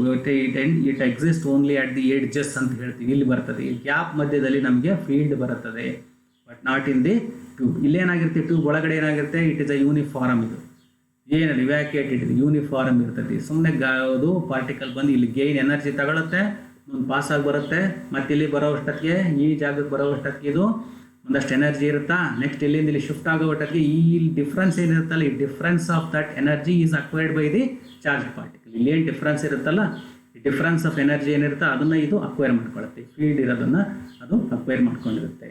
So ಹೀಗೆ, when the charged particle is wholly inside the tube, does not influence by its potential, as electric field inside the conductor is zero. ಹೇಳಿದ್ದೀನಿ ಅಲ್ವಾ, explain ಮಾಡಿದ್ನಲ್ಲ. When a positively charged particle is emitted by the source, the first tube is at a peak negative voltage. ನೋಡಿ, positive source ಅನ್ನು ತಗೊಳ್ಳೋದ್ರಿಂದ first tube ಏನಾಗಿರ್ಬೇಕು, ಇದು negative ಆಗಿರಬೇಕು. ಯಾಕಂದ್ರೆ ಅದು ಅಟ್ರಾಕ್ಟ್ ಮಾಡ್ಕೋಬೇಕಲ್ಲ, ಹೌದಿಲ್ವಾ? So first tube first starting end ಏನಾಗಿರುತ್ತೆ, ಅದು ನೆಗೆಟಿವ್ ಆಗಿರುತ್ತೆ. ವಿತ್ ದಿಸ್ ನೆಗೆಟಿವ್ ಈ ಪ್ರೋಟಾನ್ ಅಂತ ಕರೆದರದು ತನ್ನ ಕಡೆ ಅಟ್ರಾಕ್ಟ್ ಮಾಡ್ಕೊಳ್ಳುತ್ತೆ. ಅವಾಗ ಅದು ಒಳಗಡೆ ಹೊರಟೋಗ್ಬಿಡುತ್ತೆ. ಅಟ್ರಾಕ್ಷನ್ ಮಾಡ್ಕೊಳ್ತಿದ್ದಾಗಲೇ ಪ್ರೋಟಾನು ಒಳಗಡೆ ಟ್ಯೂಬ್, ಫಸ್ಟ್ ಟ್ಯೂಬ್ ಒಳಗಡೆ ಎಂಟ್ರಿ ಆಗಿಬಿಡುತ್ತೆ. ಅದನ್ನ ಸೆಟ್ ಮಾಡ್ತೀವಿ ಆ ಥರ ಅಷ್ಟೇನೆ, ಆಯ್ತಲ್ಲ. ಫಸ್ಟ್ ಟ್ಯೂಬು ಅದು ಪ್ರೋಟಾನ್ ಒಳಗೆ ಬರೋಷ್ಟೊತ್ತಿಗೆ ನೋಡಿ, ಇಲ್ಲಿ ಕಾಣಿಸ್ತದೆ, ನೀಟಾಗಿ ಕಾಣಿಸ್ತದೆ ನೋಡ್ರಿ. ಈ ಪ್ರೋಟಾನು ಈ ಟ್ಯೂಬ್ ಹತ್ರ ಬಂದಾಗ ಇದ್ರೊಳಗೆ ಹೋಗೋದಕ್ಕೋಸ್ಕರ ಏನು ಮಾಡ್ತೀವಿ ನಾವಿಲ್ಲಿ, ಇದನ್ನ ನೆಗೆಟಿವ್ ಪೊಟೆನ್ಷಿಯಲ್ ಇರೋ ಥರ ಅಡ್ಜಸ್ಟ್ ಮಾಡಿರ್ತೀವಿ ನಾವು. ಫೀಲ್ಡು ನೆಗೆಟಿವ್ ಫೀಲ್ಡ್ ಏನಾಗುತ್ತೆ, ಎ ಸಿ ಕನೆಕ್ಟ್ ಮಾಡಿರ್ತೀವಲ್ಲ, ಇದು ಪಾಸಿಟಿವ್ ನೆಗೆಟಿವ್ ಇರುತ್ತೆ ತಾನೆ, ಪಾಸಿಟಿವ್ ನೆಗೆಟಿವ್ ಇರುತ್ತಲ್ಲ. ಹೀಗೆ ಈ ನೆಗೆಟಿವ್ ಎಂಡ್ ಇಲ್ಲಿ ಬರೋಂಗೆ ಮಾಡಿರ್ತೀವಿ, ಫಸ್ಟ್ ಅಡ್ಜಸ್ಟ್ ಮಾಡಿರ್ತೀವಿ. So this will be in negative ಆಗಿರುತ್ತೆ. ಪ್ರೋಟಾನ್ ಎಂಟ್ರಿ ಆದಾಗ ಅಟ್ರಾಕ್ಟ್ ಮಾಡಿಕೊಂಡು ಒಳಗಡೆ ಕರ್ಕೊಳ್ಳುತ್ತೆ. ಅದನ್ನು ಒಳಗಡೆ ಬಾರಪ್ಪ ನೀನು, ಪ್ರೋಟಾನು ಒಳಗೆ ಬಾ ಅಂತ ಅದು ಕರ್ಕೊಳ್ಳುತ್ತೆ, ಒಳಗಡೆ ಕರ್ಕೊಂಡ್ಬಿಡುತ್ತೆ. ಹೆಂಗೆ ವರ್ಕ್ ಮಾಡುತ್ತೆ ಅನ್ನೋದನ್ನ ನೋಡೋಣ. ಈಗ ಕನ್ಸ್ಟ್ರಕ್ಷನ್ ಎಷ್ಟು ನೋಡಿದ್ದಾಯ್ತಲ್ವಾ, ಕನ್ಸ್ಟ್ರಕ್ಷನ್ ನೀವು ನೋಡಿದ್ದಾಯ್ತಲ್ವಾ. ಈಗ ವರ್ಕಿಂಗ್ ಹೆಂಗೆ ವರ್ಕ್ ಮಾಡುತ್ತೆ ನೋಡೋಣ. Particle is attracted towards the first tube. ನಾನು ಹೇಳಿದ್ನ ಪ್ರೋಟಾನ್ ಇತ್ತು, ಪಾಸಿಟಿವ್ ಚಾರ್ಜು, ಅದನ್ನು ನಾವೇನು ಮಾಡಿದ್ವಿ, ಫಸ್ಟ್ ಟ್ಯೂಬು ಪ್ರೋಟಾನಲ್ಲಿ ಇಲ್ಲಿ ಟ್ಯೂಬ್ನ ಹತ್ರಕ್ಕೆ ಬರೋ ಅಷ್ಟಕ್ಕೆ ಅದನ್ನು ನೆಗೆಟಿವ್ ಆಗಂಗೆ ಅದು ಫೀಲ್ಡನ್ನು ಅಡ್ಜಸ್ಟ್ ಮಾಡಿರ್ತೀವಿ ಅಂತ ಹೇಳಿ. ಇವೆಲ್ಲ ನಮ್ಮ ಅಡ್ಜಸ್ಟ್ಮೆಂಟ್ ಅಷ್ಟೇ ಇವೆಲ್ಲ, ಆಯ್ತಲ್ಲ. ಫಸ್ಟ್ ಟ್ಯೂಬು ನೆಗೆಟಿವ್ ಪೊಟೆನ್ಷಿಯಲ್ ಇರೋಂಗೆ ಮಾಡಿರ್ತೀವಿ, ಆಯ್ತಲ್ಲ, ನೆಗೆಟಿವ್ ಇರೋಂಗೆ ಮಾಡಿರ್ತೀವಿ. ಯಾವಾಗ ನೆಗೆಟಿವ್ ಇರ್ತದೆ, ಪ್ರೋಟಾನ್ ಬರ್ತಿದ್ದಂಗೆ ಆ ನೆಗೆಟಿವ್ ಪೊಟೆನ್ಷಿಯಲ್ ಪ್ರೋಟಾನನ್ನು ಒಳಗೆ ಎಳ್ಕೊಂಡ್ಬಿಡುತ್ತೆ, ಎಳ್ಕೊಂಡು ಒಳಗೆ ಹಾಕ್ಕೊಂಡ್ಬಿಡುತ್ತೆ. ಅದನ್ನು ಫಸ್ಟ್ ಟ್ಯೂಬ್ ಒಳಗಡೆ ಹಾಕ್ಕೊಂಡ್ಬಿಡುತ್ತೆ, ಕರ್ಕೊಂಡ್ಬಿಡುತ್ತೆ. ಗೊತ್ತಾಯ್ತಾ? Particle is attracted towards the first tube. Inside the tube, the particle moves with a constant velocity in the field free space. ಏನು ಒಳಗೆ ಹೋದ್ಮೇಲೆ ಏನಪ್ಪ ಆಗುತ್ತೆ, ಕರ್ಕೊಂಡ್ಬಿಡ್ತದು. ಕರ್ಕೊಂಡ್ಬಿಟ್ಟಾದ್ಮೇಲೆ ಏನಾಯಿತು, ಈ ಫೀಲ್ಡ್ ಬಂತಲ್ಲ, ಈ ಫೀಲ್ಡಲ್ಲಿ ಏನಿರಲ್ಲ ಅಲ್ವಾ, ಈ ಫೀಲ್ಡ್ ಫ್ರೀ, ಇದು ಫೀಲ್ಡ್ ಇರಲ್ಲ, ಸುಮ್ಮನೆ ಅದು ಸ್ಟ್ರೈಟ್ ಹೊರಟೋಗ್ಬಿಡುತ್ತೆ. ಏನದಲ್ಲ, ಇದು ಏನು ಬಂತಲ್ಲ, ಬಂದಿದ್ದಂಥದ್ದು ಸೀದಾ ಬಂದ್ಬಿಟ್ಟು ಈ ಎಡ್ಜಿಗೆ ಬಂದ್ಬಿಡುತ್ತೆ. ಅದು ಫಸ್ಟ್ ಟ್ಯೂಬ್ನ ಇನ್ನೊಂದು ಎಂಡಿಗೆ ಬಂದ್ಬಿಡುತ್ತೆ, ಇನ್ನೊಂದು ಎಂಡಿಗೆ ಬರುತ್ತೆ. ಬರುವಷ್ಟಕ್ಕೆ ಏನಾಗಿರುತ್ತೆ ನೋಡಿದಿ, it is so adjusted that by the time charge particle travels the length of the district tube arrives at the gap between the tubes there will be a reversal of potential. ನೋಡಿ, ಇಲ್ಲಿ ಬರೋವಷ್ಟಕ್ಕೆ ನಾವೇನು ಮಾಡಿರ್ತೀವಿ, ಇಲ್ಲಿಂದ negative cycle ಇತ್ತಾ, ಇದು ಹೋಗಿ ಹೀಗೆ ಬರೋವಷ್ಟಕ್ಕೆ, ಇಲ್ಲಿಗೆ ಬರೋವಷ್ಟಕ್ಕೆ ಏನಾಗಿರುತ್ತೆ, ಇದು ಪಾಸಿಟಿವ್ ಆಗಬೇಕು. ನೆಗೆಟಿವ್ ಇತ್ತಾ, ಇದು ನೆಗೆಟಿವ್ ಹೀಗೆ ಬಂತ, ಇಲ್ಲಿದ್ದಾಗ ನಾವು ಅಟ್ರಾಕ್ಟ್ ಮಾಡ್ಕೊಂಡಿದ್ದೀವಿ, ಇದು ಇಲ್ಲಿಂದ ಡಿಸ್ಟೆನ್ಸ್ ಬರೋವಟ್ಟಕ್ಕೆ ಇದು ಇಲ್ಲಿ ಬರಬೇಕು, ಪಾಸಿಟಿವ್ ಆಗ್ಬೇಕು. ಮತ್ತೆ ಆ ಥರ ಅಡ್ಜಸ್ಟ್ ಮಾಡಿರ್ತೀವಿ ನಾವು. ಡಿಫ್ಟ್ ಟ್ಯೂಬ್ಗಳು ಲೆಂಗ್ತಿಗೆ ಕರೆಕ್ಟಾಗಿ ಈ ಫ್ರೀಕ್ವೆನ್ನು ಪೀರಿಯಡನ್ನು ನಾವು ಅಡ್ಜಸ್ಟ್ ಮಾಡಿರ್ತೀವಿ. Half period of the oscillator is elapsed, half period of the oscillator is elapsed ಅಂತ ಹೇಳ್ತೀವಿ. ಅಂದರೆ ಈ T/2 ಆಯ್ತಲ್ಲ, ಪೀರಿಯಡ್ ಏನಪ್ಪ ಟಿ, ನಾವೇನು ಮಾಡಿದ್ದೀವಿ, T/2 ಆಗಂಗೆ ಅಡ್ಜಸ್ಟ್ ಮಾಡಿರ್ತೀವಿ. ಇಲ್ಲಿ period half of the period elapse ಆಗ್ಬೇಕು. ಇಲ್ಲಿಂದ ಇಲ್ಲಿ ಬರೋವಟ್ಟಕ್ಕೆ ಒಂದು ಟ್ಯೂಬ್ ಎಂಡಿಂದ ಎಂಟ್ರಿ ಆಗಿದ್ದು ಮತ್ತೆ ಕೊನೆಗೆ ಬರೋವಷ್ಟೊತ್ತಿಗೆ T/2 ಪೀರಿಯಡ್ ಆಗಂಗೆ ನಾವು ಫ್ರೀಕ್ವೆನ್ಸಿಗಳನ್ನು ಅಡ್ಜಸ್ಟ್ ಮಾಡ್ಕೊಂಡಿರ್ತೀವಿ. ಅಡ್ಜಸ್ಟ್ ಮಾಡಿದಾಗ ನೆಗೆಟಿವ್ ಪೊಟೆನ್ಷಿಯಲ್ ಇಲ್ಲಿರುತ್ತೆ, ಇಲ್ಲಿ ಬರೋವಷ್ಟೊತ್ತಿಗೆ ಪಾಸಿಟಿವ್ ಪೊಟೆನ್ಷಿಯಲ್ ಆಗುತ್ತೆ. ಇದು ಪಾಸಿಟಿವ್ ಪೊಟೆನ್ಷಿಯಲ್ ಆದಮೇಲೆ ಇದೇನಾಗಬೇಕಾಗುತ್ತೆ, ನೆಗೆಟಿವ್ ಪೊಟೆನ್ಷಿಯಲ್ ಆಗುತ್ತೆ. ಅವಾಗ ಏನಾಗುತ್ತೆ, ಈ ನೆಗೆಟಿವ್ ಪೊಟೆನ್ಷಿಯಲ್ ಈ ಟ್ಯೂಬ್ ಏನು ಮಾಡುತ್ತೆ, ಇಲ್ಲಿಂದ ಓಡಿಸ್ಬಿಡುತ್ತೆ. ಅದು ಪಾಸಿಟಿವ್ ಇರುತ್ತಲ್ಲ, ಪಾಸಿಟಿವ್ ಪ್ರೋಟಾನ್, ಇದು ಪಾಸಿಟಿವ್ ಇರುತ್ತೆ, ಅದು ಕಿಕ್ ಔಟ್ ಮಾಡುತ್ತೆ. ಕಿಕ್ ಔಟ್ ಮಾಡ್ತಿದ್ದಂಗೆ ಇದು ಇಲ್ಲಿಗೆ ಬಂದು ಕೂತ್ಕೊಳ್ಳುತ್ತೆ, ಇದು ಅಟ್ರಾಕ್ಟ್ ಮಾಡ್ಕೊಳ್ಳುತ್ತೆ. ಅವಾಗ ಈ ಗ್ಯಾಪ್ ಏನಿದೆಯಲ್ಲ, ಗ್ಯಾಪಲ್ಲಿರುವಷ್ಟು ಪೊಟೆನ್ಷಿಯಲ್ ಡಿಫ್ರೆನ್ಸ್ ಇರುತ್ತೆ. There is a potential difference between these two gaps ಅಲ್ವಾ. ಈ ಪೊಟೆನ್ಷಿಯಲ್ ಡಿಫ್ರೆನ್ಸನ್ನು ಆ ಪ್ರೋಟಾನ್ ಅಕ್ವೈರ್ ಮಾಡ್ಕೊಳ್ಳುತ್ತೆ. With this potential difference acquiring the energy it jumps in to the second tube. Principle ನಿಮಗೆ ಚೆನ್ನಾಗಿ ಅರ್ಥ ಆಗಬೇಕಿದು, ಗೊತ್ತಾಯ್ತಲ್ಲ. ಹೆಂಗೆ ಎಂಟ್ರಿ ಆಯಿತು, ಹೆಂಗೆ ಹೊರಗೆ ಬಂತು, ಹೊರಗೆ ಬರೋವಷ್ಟಕ್ಕೆ ಏನಾಗಿತ್ತು ಅಂತಕ್ಕಂಥದ್ದು ನೀವು ಚೆನ್ನಾಗಿ ಅರ್ಥ ಮಾಡ್ಕೊಂಡ್ರೆ ಪರೀಕ್ಷೆ ಚೆನ್ನಾಗಿ ಬರೀತೀರಿ ನೀವು. ಅದಕ್ಕೆ ನೀಟಾಗಿ ಕಥೆ ಹೇಳ್ದಂಗೆ ಹೇಳ್ತಾ ಇದ್ದೀನಿ ನಾನು. ಫಿಸಿಕ್ಸನ್ನು ಕೂಡ ಕಥೆ ನಿಮ್ಗೆ ಹೇಳ್ದಂಗೆ ಹೇಳ್ತಾ ಇದ್ದೀನಿ, ಹೌದಾ. ಇಲ್ಲಿ ಬಂದಿದ್ದು ಪಾಸಿಟಿವ್ ಅಂತಲ್ಲ, ಈ ಪಾಸಿಟಿವ್ ಆಗಂಗೆ ಮಾಡಿದ್ವಾ, ಫ್ರೀಕ್ವೆನ್ಸಿ ನೆಗೆಟಿವ್ ಇತ್ತು, ಇಲ್ಲಿ ಬರೋವಷ್ಟಕ್ಕೆ ಪಾಸಿಟಿವ್ ಆಯಿತು. ಪಾಸಿಟಿವು ಇದು ಪಾಸಿಟಿವ್ ಕಿಕ್ಔಟ್ ಆಗುತ್ತೆ, ನೆಗೆಟಿವ್ ರಿಪಲ್ಷನ್ ಬಂದದ್ದು ಇದು ಇದು ಪಾಸಿಟಿವ್ ಇರಬೇಕಾದ್ರೆ ಇದು ನೆಗೆಟಿವ್ ಆಗಿರುತ್ತೆ ಅಲ್ವಾ. ಇದು ನೆಗೆಟಿವ್ ಇದ್ದಾಗ ಇದು ಕಿಕ್ಔಟ್ ಮಾಡಿದರೆ ಇದು ಒಳಗೆ ಕರ್ಕೊಳ್ಳುತ್ತೆ. ಫಸ್ಟ್ ಟ್ಯೂಬ್ ಒಳಗೆ ಹೆಂಗೆ ಕರ್ಕೊಂಡಿತ್ತು, ಇದು ಇಲ್ಲಿ ಬರ್ತಿದ್ದಂಗೆ ಕಿಕ್ಔಟ್ ಮಾಡುತ್ತೆ. ಕಿಕ್ಔಟ್ ಮಾಡಿದಾಗ ಸೆಕೆಂಡ್ ಟ್ಯೂಬ್ ಒಳಗೆ ಕರ್ಕೊಳ್ಳುತ್ತೆ. ಈ ಡಿಫ್ರೆನ್ಸ್ ಏನಿದೆಯಲ್ಲ, there is a potential difference bit the gap, these two gaps. ಈ ಗ್ಯಾಪ್ ಮಧ್ಯದಲ್ಲಿ ಒಂದಷ್ಟು ಪೊಟೆನ್ಷಿಯಲ್ ಡಿಫ್ರೆನ್ಸ್ ಇದೆ. ಆ ಪೊಟೆನ್ಷಿಯಲ್ ಡಿಫ್ರೆನ್ಸ್ಗೆ ಆಗುವಷ್ಟು ಎನರ್ಜಿಯನ್ನು ಆ ಪ್ರೋಟಾನು ತನ್ನೊಳಗೆ ಅಬ್ಸಾರ್ಬ್ ಮಾಡ್ಕೊಳ್ಳುತ್ತೆ. ಅಬ್ಸಾರ್ಬ್ ಮಾಡ್ಕೊಂಡು ಎರಡನೇ ಟ್ಯೂಬ್ಗೆ ಎಂಟ್ರಿ ಆಗುತ್ತೆ. ಎರಡನೇ ಟ್ಯೂಬ್ ಮತ್ತೆ ಬಂದು ಟ್ರಾವೆಲ್ ಮಾಡಿಕೊಂಡು ಮತ್ತೆ ಎರಡನೇ ಟ್ಯೂಬ್ ಎಂಡಿಗೆ ಬರೋವಷ್ಟಕ್ಕೆ ಮತ್ತೆ ಇದು ಪಾಸಿಟಿವ್ ಇದ್ದದ್ದು ಇದು ನೆಗೆಟಿವ್ ಇತ್ತಾ, ಇಲ್ಲಿ ಬರೋದು ಪಾಸಿಟಿವ್ ಆಯಿತು. ಪಾಸಿಟಿವ್ ಮತ್ತೆ ಕಿಕ್ಔಟ್ ಆಗುತ್ತೆ. ಇದು ಥರ್ಡ್ ಟ್ಯೂಬು ನೆಗೆಟಿವ್ ಆಗಿರುತ್ತೆ. ಮತ್ತು ಇದೇ ರೀತಿಯಾಗಿ ಸೈಕಲ್ ಇನ್ಕ್ರೀಸ್ ಆಗ್ತಾ ಪ್ರತಿ ಹಂತದಲ್ಲೂ ಕೂಡ ಆ ಥರ ಪಾಸಿಟಿವ್ ನೆಗೆಟಿವ್ ಆಗ್ತಾ ಹೋಗ್ತಾ ಇರುತ್ತೆ. ಪ್ರತಿ ಸ್ಟೆಪ್ಪಲ್ಲಿಯೂ ಕೂಡ ನೆಗೆಟಿವಲ್ಲಿ ಎಂಟ್ರಿ ಆಗಿರುತ್ತೆ ಪ್ರೋಟಾನು, ಪಾಸಿಟಿವ್ನಲ್ಲಿ ಕಿಕ್ಔಟ್ ಆಗುತ್ತೆ. ಕಿಕ್ಔಟ್ ಆಗಿ ನೆಕ್ಸ್ಟ್ ಟ್ಯೂಬ್ಗೆ ಎಂಟ್ರಿ ಆಗುತ್ತೆ. ಸೊ ಟ್ಯೂಬ್ ಒಳಗಡೆ ಮೂವ್ ಆಗಬೇಕಾಗಿದ್ದಾಗ ದೆರ್ ಇಸ್ ನೋ ಫೀಲ್ಡ್, ಅದರಿಂದ ಏನು ತೊಂದರೆ ಇಲ್ಲ, ಏನು ಎನರ್ಜಿ ಲಾಸ್ ಆಗಲ್ಲ ಅಲ್ಲಿ. ಯಾಕೆಂದರೆ ದೆರ್ ಇಸ್ ನೋ ಫೀಲ್ಡ್ ಇದ್ದಿದ್ದರೆ there must be a loss of energy. ಇಲ್ಲಿ ಫೀಲ್ಡ್ ಇಲ್ಲದೆ ಇರೋದ್ರಿಂದ, ಫೀಲ್ಡ್ ಫ್ರೀ ಸ್ಪೇಸ್ ಆಗಿರೋದ್ರಿಂದ there is no loss of energy at all. ಯಾವುದೇ ಎನರ್ಜಿ ಲಾಸ್ ಆಗೋದಿಲ್ಲ ಅಲ್ಲಿ. ಹಾಗಾಗಿ ಪ್ರೋಟಾನ್ ಅಷ್ಟು ಕೂಡ ಹೊರಗಡೆ ಬರ್ತವೆ, ಅಷ್ಟೇ ಎನರ್ಜಿ ತೊಗೊಂಡು ಹೊರಗಡೆ ಬರುತ್ತೆ. ಮತ್ತು ಹೊರಗೊಂದು ಇನ್ನೊಂದು ಟ್ಯೂಬ್ ಹೋಗ್ಬೇಕಾಗುತ್ತೆ, ಮತ್ತಷ್ಟು ಎನರ್ಜಿನ ಅದು ಅಕ್ವೈರ್ ಮಾಡ್ಕೊಳ್ಳುತ್ತೆ. This is all the principle of the linear accelerator. ಬೇರೆ ಇನ್ನೇನು ಇಲ್ಲ ಇದರಲ್ಲಿ, ಇಷ್ಟೇ ಆಗ್ತಕ್ಕಂಥದ್ದು. ಎಲ್ಲ ಥಿಯರಿ ನೀನು ಮುಂದೆ ಹೇಳ್ತಾ ಹೋಗ್ತೀನಿ, ಕೇಳ್ಕೊಂಡು ಹೋಗ್ತಾರೆ ಅಷ್ಟೇ. The charge particle drift towards the next tube. That is every time the particle arrives, every time the particle arrives at the gap, it receives an additional kick in the right direction. ಪ್ರತಿ ಸಾರಿ ಬಂದಾಗಲೂ ಕೂಡ ಅದು kick out ಆಗುತ್ತೆ ಅಲ್ವಾ. ಒಂದರಿಂದ ಎರಡನೇದಕ್ಕೆ, ಎರಡರಿಂದ ಮೂರನೇದಕ್ಕೆ, ಮೂರರಿಂದ ನಾಲ್ಕರಿಂದ, ನಾಲ್ಕರಿಂದ ಐದನೇದಕ್ಕೆ ಹಿಂಗೆ ಕಿಕ್ಔಟ್ ಆಗಿ ಹೋಗ್ತಾ ಮುಂದೆ ಪಾಸ್ ಆಗಿ ಹೋಗ್ತಾ ಇರುತ್ತೆ. ಮತ್ತು ಪ್ರತಿ ಸಾರಿನೂ ಕೂಡ it receives an additional energy. Its velocity and hence energy increase. Therefore ವೆಲಾಸಿಟಿನೂ ಇನ್ಕ್ರೀಸ್ ಆಗುತ್ತೆ, ಕೈನೆಟಿಕ್ ಎನರ್ಜಿ ಕೂಡ ಇನ್ಕ್ರೀಸ್ ಆಗ್ತಾ ಹೋಗ್ತದೆ. ಸೊ ಇದಿಷ್ಟು ವರ್ಕಿಂಗ್ ಆಯಿತು. ನಾವು ಏನು ಮಾಡಿದ್ವಿ, ಈಗ ಪ್ರಿನ್ಸಿಪಲ್ ನೋಡಿದ್ವಿ. What is the principle, what is the construction and how it works, ಇಷ್ಟು ನೋಡಿದ್ವಿ. ಈಗ ಅದರ ಥಿಯರಿಟಿಕಲ್ ಬ್ಯಾಕ್ಗ್ರೌಂಡಿಗೆ ಬರೋಣ. ಥಿಯರಿಟಿಕಲ್ ಬ್ಯಾಕ್ಗ್ರೌಂಡಲ್ಲಿ ಏನಾಗ್ತದೆ, you have to give the energy for the velocity and then the energy of the particles also in this accelerator. ಏನಾಗುತ್ತೆ ಅನ್ನೋದು ನೋಡೋಣ. Let us consider Ln be the length of the nth drift tube. Ln be the length of the, ಎಲ್ಲಿದೆ ಇಲ್ಲಿ ನೋಡಿ, Ln is the length of the nth tube ಅಂತ ಕರಿತೀವಿ. nth tube ಅಂತ ಹೇಳಿದರೆ ಇದು nth tube ಅಂತ ಕರೆಯೋದು, ಇದನ್ನ nth tube ಅಂತ ಕರಿತೀವಿ. Length of the nth tube, it is the distance between n and n plus 1 n and n plus 1 gap. ಇದು n tube ಅಂತ, ಇದು n plus 1 ಅಂತ ಕರೀತೀವಿ, ಇದೇ n ಅಂತ ಕರ್ಕೊಳ್ತೀವಿ. ಇದು n ಅಂದರೆ ಇದು n plus 1. ಇವೆರಡರ ಮಧ್ಯದಲ್ಲಿ ಇರುವಂಥ ಗ್ಯಾಪ್ ಏನಿದೆಯಲ್ಲ ಅದಕ್ಕೆ ಸಮವಾಗಿರುತ್ತೆ ಇದರ length.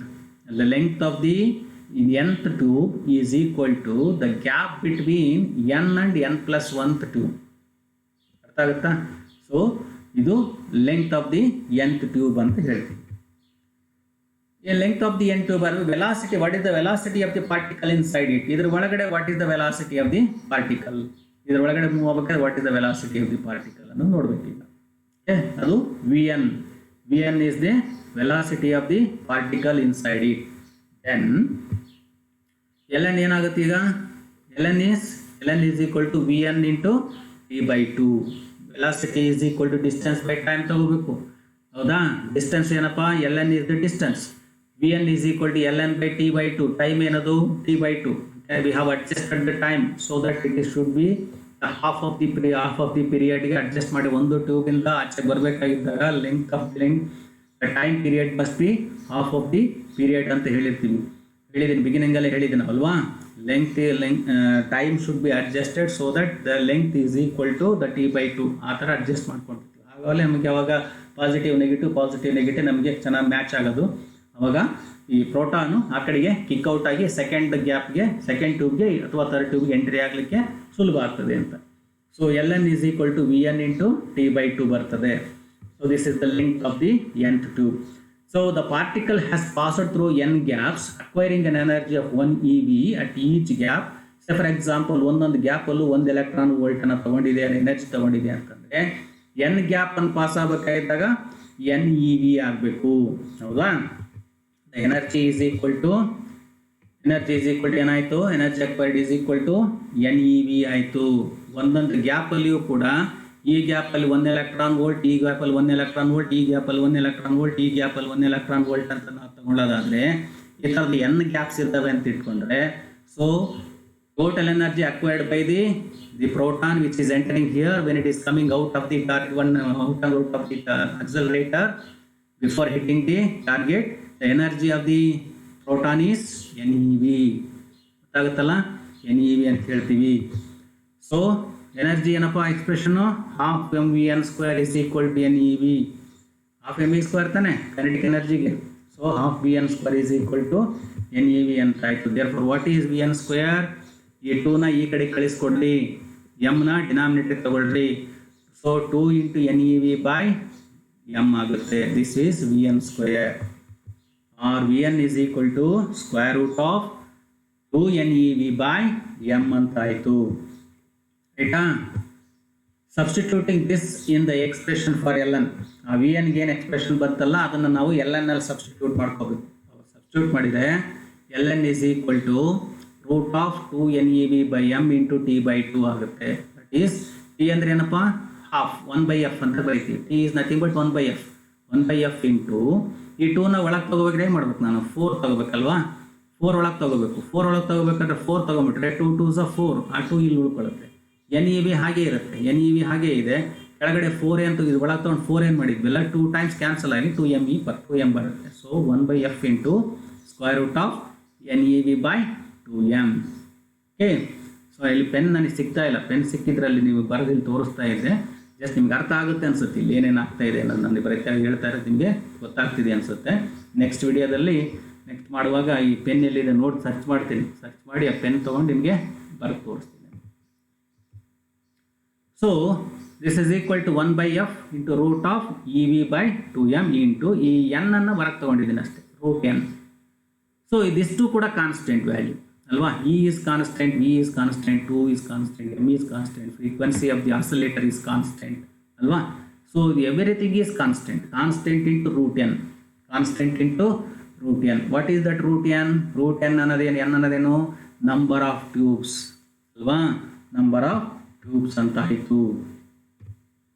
So for a given charged particle and a high frequency voltage source, ln is directly proportional to root n. The length of the drift tubes will be proportional to the square root of the natural numbers. ಅಂದರೆ ಆ length of the drift tubes ಅನ್ನು ಏನು ಮಾಡಬೇಕು ಅನ್ನೋದನ್ನ ಹೇಳ್ತಾ ಹೋಗ್ತಾರೆ. ಈಗ ಎಷ್ಟೆಷ್ಟು ಲೆಂತ್ ಇರಬೇಕು ಡ್ರಿಫ್ಟ್ ಟ್ಯೂಬ್ಸ್ ಅನ್ನೋದಕ್ಕೆ ಎಕ್ಸ್ಪ್ರೆಷನ್ ಇದು.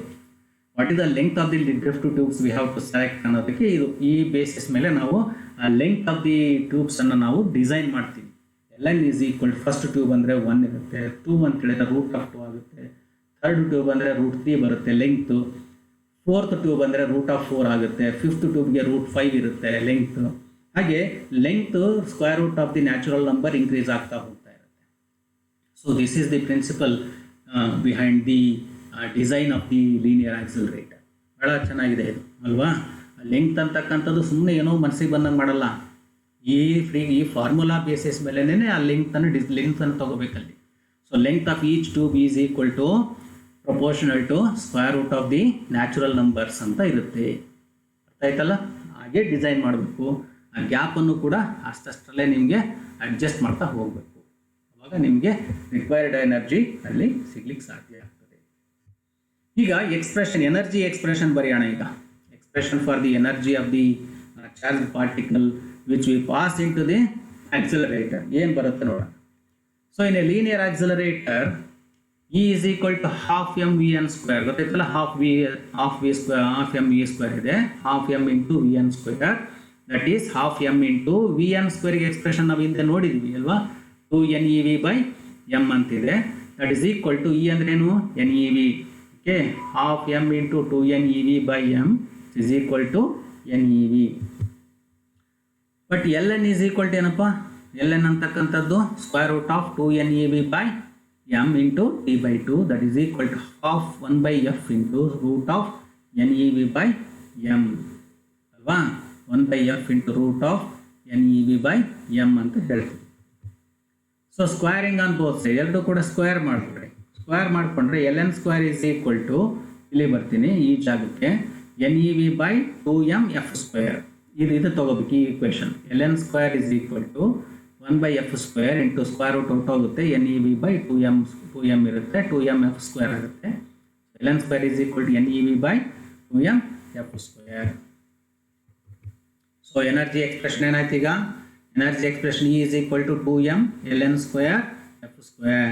Okay, this is the expression for the energy of the charged particle. Greater the length of the accelerator, greater will be the energy acquired. So length ಜಾಸ್ತಿ ಆದಷ್ಟು ಕೂಡ ಎನರ್ಜಿ ನಿಮಗೆ ಜಾಸ್ತಿ ಆಗುತ್ತೆ. ಅಂದರೆ more number of drift tubes, if you allow the charge particle to pass through number of tubes, more number of tubes, the energy acquired by the charge particle will be more and more. ಎಷ್ಟು ನಾವು ಟ್ಯೂಬ್ಸನ್ನು ಹಾಕ್ತೀವಿ ಅಷ್ಟು ಟ್ಯೂಬ್ಸ್ಗಳಿಂದ pass ಹೊರಗೆ ಬರಬೇಕಾಗಿದ್ದಾಗ proportionate ಆಗಿ ಅದರ energy ಕೂಡ ಜಾಸ್ತಿ ಆಗಿರುತ್ತೆ. A working linear accelerator is about 2 miles ಅಂತ ಹೇಳ್ತೀವಿ. 2 miles ಲಾಂಗ್, 2 ಮೈಲಿ ಅಷ್ಟು ಉದ್ದ ಇರುತ್ತೆ ವರ್ಕಿಂಗ್ ಲೀನಿಯರ್ ಆಕ್ಸಲರೇಟರ್ ಅಂತ ಹೇಳಿದ್ರೆ. ಇದರ ಅಡ್ವಾಂಟೇಜಸ್ ಏನಪ್ಪಾ? It can be use to energise both protons and electrons. Proton ಮತ್ತು ಎಲೆಕ್ಟ್ರಾನ್ ಎರಡಕ್ಕೂ ಕೂಡ ಇದನ್ನು ಬಳಕೆ ಮಾಡಬಹುದು. ಆಯ್ತಲ್ಲ? It cannot be fixed for only proton, it cannot be fixed for only electron. Both electrons and protons can be energised using linear accelerator. And it is more economical. Moreover important ಅಂತ ಹೇಳಿದ್ರೆ economical, ಬಹಳ cheap.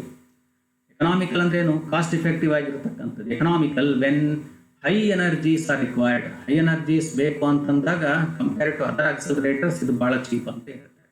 ಆಯ್ತಲ್ಲ? So ಇದು ಒಂದು, it can be used for both protons and electrons and it is more economical when high energies R required. Since a well collimated beam of charged particle is produced in the linear accelerator, there will be problem of extracting the beam unlike in circular machines.